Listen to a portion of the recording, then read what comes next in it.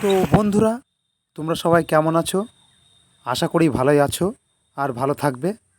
তো চলো, আজকের ভিডিওটা হলো এই যে আমাদের এখানে দেখতে পাচ্ছ BS6-এর SP শাইন। এই গাড়িটা কিভাবে ফুল সার্ভিসিং করতে হয় সেটা আমি দেখিয়ে দেব। আর ফুল সার্ভিসের ভেতরে কি কি কাজ থাকে সেই কাজগুলো তোমাদেরকে আমি দেখিয়ে দেব। তো চলো ভিডিওটা শুরু করা যাক। এই যে আমাদের এখানে দেখতে পাচ্ছ SP শাইনটা আছে। এই শাইনের সামনের যে হেড ভাইজার সেটা আমরা এখানে খুলে ফেলছি। একের পর এক সব পার্টস খুলে ফেলবো। ফুল সার্ভিসিং করতে গেলে এসবগুলো খোলা অবশ্যই লাগবে। এই যে দেখতে পাচ্ছ সামনের ভাইজারটা আমরা এখান থেকে খুলে ফেললাম। অবশ্যই এটা খুলতে হবে, নতুবা এর ভেতরে যে ময়লাগুলো আছে পরিষ্কার করা যাবে না। আর যে হ্যান্ডেলের বল রেসার থাকে সেগুলো গ্রিস করতে হয়, সেই গ্রিস করার জন্য অবশ্যই এটা খোলার দরকার।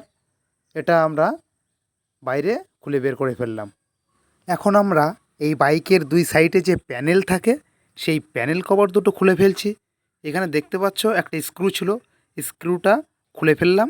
তারপর এটা হাত দিয়ে টান দিয়ে এটা বাইরে বের করে ফেললাম। অপর প্রান্তে আবারও আরেকটি আছে সাইড ভাইজারটা, সেটাও খুলে ফেললাম। এখন আমাদের এখানে যে পেছনের ব্যাক কাউলটা আছে সেই কাউলটা খুলে ফেলবো। অবশ্যই সেটা খুলতে গেলে এর বেশ কিছু নাট আছে, 10 নম্বরের নাট বোল্ট, স্ক্রু আছে, বেশ কিছুটা লকও দিয়েছে কোম্পানি। সেগুলো একের পর এক আমরা এখানে খুলে ফেলছি। এই যে দেখতেই পাচ্ছ 10 নম্বরের টি হ্যান্ডেলটা নিয়ে এখানে যে 10 নম্বরের নাট বোল্ট ছিল খুলে ফেললাম। এখানে এই যে স্ক্রু ড্রাইভারের সাহায্যে লকটাও খুলে ফেলছি, প্লাস্টিকের যে ক্লিপ লক ছিল। এখন পিছনে যে শিংটা আছে ওটা আমরা খুলে ফেলবো।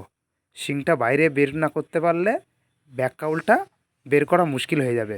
তো অবশ্যই শিংটা খোলার জন্য 4টে 12 নম্বর নাট বোল্ট ছিল, সেগুলো আমি খুলেই যে হাতে দেখতেই পাচ্ছ। চলো এখন ব্যাক কাউলটা আমরা খুলে বাইরে বের করে ফেলবো।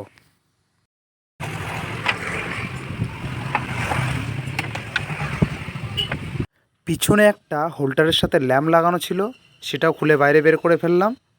এখন আমরা এখানে একটা ECU আছে, এই ECUটার ফুল ফর্ম হলো ইঞ্জিন কন্ট্রোলার ইউনিট।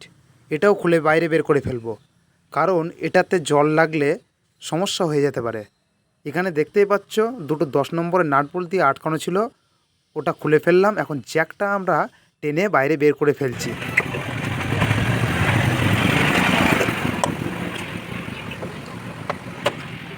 এই যে দেখতে পাচ্ছি ECUটা এই যে হাতে ছিল ওটাই ECU বলে। এই যে SP শাইনটা আছে BS6-এর। এখন পিছনের যে চেন কভারটা আছে সেটাও আমরা খুলে ফেলছি। এখানে 4টে 10 নম্বরের নাট বোল্ট দিয়ে আটকানো ছিল, সেগুলো খোলার পরে কভার দুটো বাইরে বের করে ফেললাম। এখানে ব্যাটারির যে প্লাস কানেকশানটা ছিল ওটাও খুলে ফেললাম, তাহলে আর কোনো রকম সমস্যা হবে না জল লাগলেও। এয়ার ফিল্টারের মুখে একটু কাপড় দিয়ে আটকে রাখছি, যাতে জলটা ওর ভিতরে না যায়। জলটা গেলে সমস্যা হয়ে যেতে পারে। এখানে আমার হাতে একটা পাইপ আছে, দেখতেই পাচ্ছ। আমি গাড়িটা খুব সুন্দরভাবে জল দিয়ে ধুয়ে নিচ্ছি। গাড়িটাতে যথেষ্ট পরিমাণে ময়লা ছিল, বিশেষ করে এই যে পিছনের চাকার মাঠগাটের ভিতরে প্রচুর পরিমাণে কাদা মাটি আটকে ছিল। ওটা আমি এই যে পাইপের সাহায্যে ময়লাগুলো পুরো ঝরিয়ে ফেললাম। তো চলো বন্ধুরা, এখন মেন কাজ করা যাক। এখন আমি সামনের যে চাকাটা আছে ওটা খুলে বাইরে বের করে ফেলবো।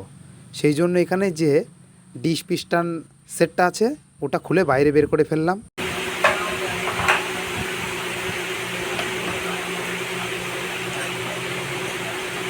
এখানে তো তোমরা দেখতে পাচ্ছ দুটো পাইপ মতন আছে, ওই পাইপ দুটোর ভিতর দিয়ে ডিশের যে অয়েল ওটা যায়। ওখানে একটা ক্লাম দিয়ে আটকানো ছিল, ওই ক্লামটাও ওখান থেকে খুলে বাইরে বের করে ফেলবো। এই যে দেখো ওটা পুরো ছাড়িয়ে ফেললাম। এখন চাকাটা আমরা খুলে বাইরে বের করে ফেলছি। সামনের চাকাটা বাইরে বের করা হয়ে গেল। এখন সকারের সেটটা আমরা পুরো নামিয়ে নেব। শকার দুটো বাইরে বের করে ফেললাম। এখন এখানে আমাদের যে হ্যান্ডেলের বল রেসার সেট থাকে, ওই বল সেটে আমরা গ্রিস করব। গ্রিস করার জন্য উপরে যে একটা ক্যাপ আছে, ক্যাপের মাথায় একটা নাট বল্ট দিয়ে আটকানো ছিল, ওটা খুলে ফেললাম।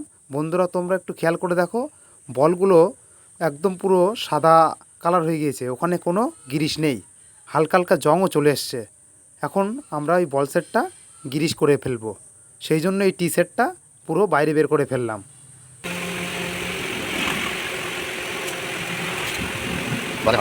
তোমরা অবশ্যই এটা মাথায় রাখবে, যাদের যাদের বাইক আছে বছরে অন্তত দুবার ফুল সার্ভিসিং করা অবশ্যই প্রয়োজন।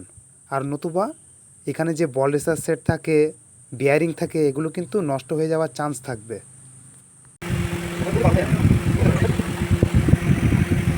এখন চাকাটা আমরা গ্রিস করে নিচ্ছি। চাকার ভিতরে দুটো বিয়ারিং থাকে, বিয়ারিং দুটো অবশ্যই ক্যাপ দিয়ে আটকানো থাকে, যাতে ভিতরের গ্রিসে ময়লাটা না যায়। বিয়ারিংটা আমরা গ্রিস করে ফেললাম।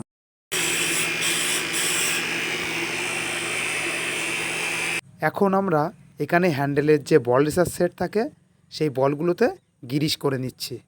এটা কিন্তু অবশ্যই বছরে দুবার করার দরকার আছে, তাহলে হ্যান্ডেলের বল রেসার সেটটা ভালো থাকবে।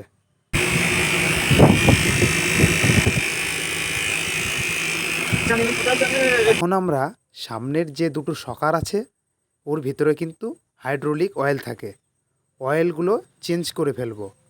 এখানে দেখতেই পাচ্ছ, ওর ভিতর থেকে আমি দুটো স্প্রিং বার করে ফেললাম। এর ভিতরের যে অয়েলটা আছে ওটা পুরো আমি এখানে এই পাত্রে ঢেলে ফেলছি। তোমরা একটু খেয়াল করে দেখো, তেলগুলো একদম নষ্ট হয়ে গিয়েছে। এখন শকারের ভিতরে আমরা বেশ কিছুটা পেট্রোল দিয়ে দেব, তাহলে কি হবে, ভিতরের ময়লাটা পুরো বেরিয়ে আসবে। এখানে তোমরা একটু খেয়াল করে দেখো, আমি এর ভিতরে পেট্রোলটা দিয়ে দিচ্ছি। পেট্রোলটা দেওয়ার পরে একটু আমি ঝাঁকিয়ে নেব, যাতে ময়লাটা পুরো পরিষ্কার হয়ে যায়।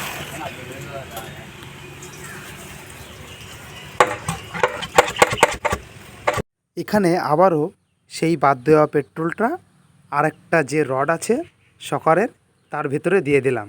দেওয়ার পরে আবার একটু ঝাঁকিয়ে নিচ্ছি, নিয়ে এই দেখো একদম পুরো পরিষ্কার হয়ে গেল।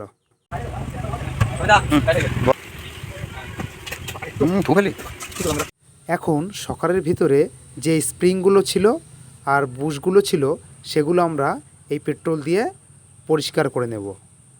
দেখো এখানে পেট্রোলটা দিয়ে আমি পরিষ্কার করে নিচ্ছি, কত সুন্দর ময়লাগুলো পরিষ্কার হয়ে যাচ্ছে।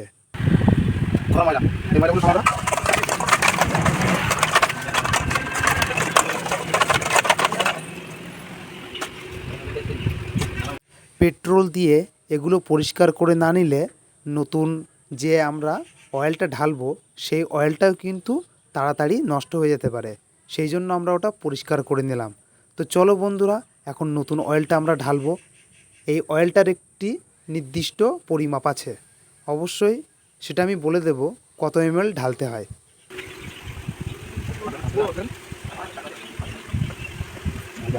কোন বাইকের শকারে কত ml হাইড্রোলিক অয়েল লাগে সেটা তোমরা কমেন্ট করবে, অবশ্যই আমি কমেন্ট বক্সে রিপ্লাই দেব। তোমাদের কমেন্টের আশায় থাকলাম।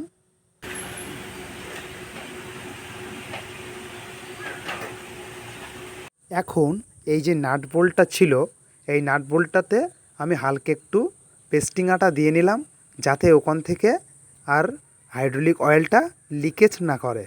তো অবশ্যই বাইকগুলো পুরনো হয়ে গেলে এগুলো দিতে হয়, তাহলে হাইড্রোলিক অয়েলটা আর লিকেজ করে না।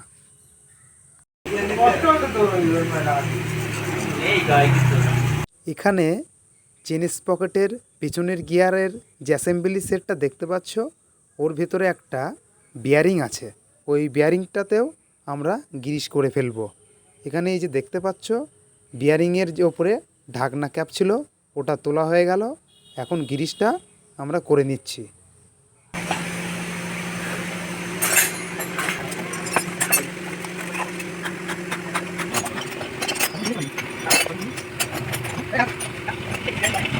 আমাদের এখানে গ্রিস করা পুরোপুরি কমপ্লিট হয়ে গেল। এখন আমরা বাইকটাতে পুরো পালিশ ওয়াশ করব।